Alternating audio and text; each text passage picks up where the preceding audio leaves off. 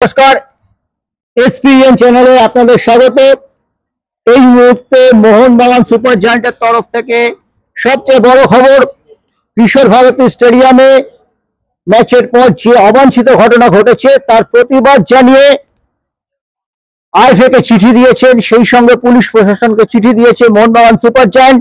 তাদের বক্তব্য, পুলিশি ব্যবস্থা ঠিক মতো না থাকার জন্য তাদের প্লেয়াররা খেলা শেষ হয়ে যাবার পর ড্রেসিং রুমে প্রেয়ার হয়ে যাবার পর আধ ঘন্টা কিশোর ভারতীতে অবস্থান করেছেন।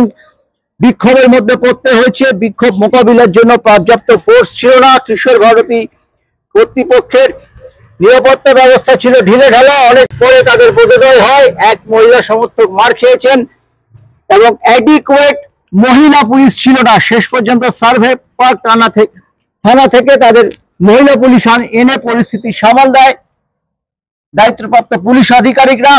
মোহনবাগান কিন্তু সিল্ড ফাইনালের আগে আইএফএর সঙ্গে এই পত্র যুদ্ধে মেতে গেল।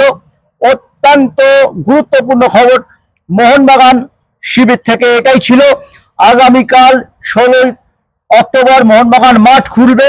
আমাদের নজর থাকবে কোনো অবাঞ্ছিত ঘটনা বিক্ষোভ সেখানে হয় কিনা, শীর্ষকর্তারা সেখানে উপস্থিত হন কিনা এবং তারা মিডিয়াকে কি বলেন। ইতিমধ্যে মোহনবাগান সুপার জায়ান্ট সিদ্ধান্ত নিয়েছে মোহনবাগান নিজেদের মাঠে প্র্যাকটিস করবে না, সিনিয়র টিম কোনো প্র্যাকটিস করবে না এবং সদস্য সমর্থকদের কাছ থেকে কোনো গিফট তারা নেবে না। তারাও সদস্য সমর্থকদের বয়কট করেছে। আজকে দেখা গেছে গোলের পর যেরকম মোহনবাগান প্লেয়াররা সেলিব্রেশন করেননি, সমর্থক গ্যালারিতেও কিন্তু আওয়াজ ওঠেনি গোল গোল বলে। এটা ছিল খুব গুরুত্বপূর্ণ আপডেট মোহনবাগান শিবিরে।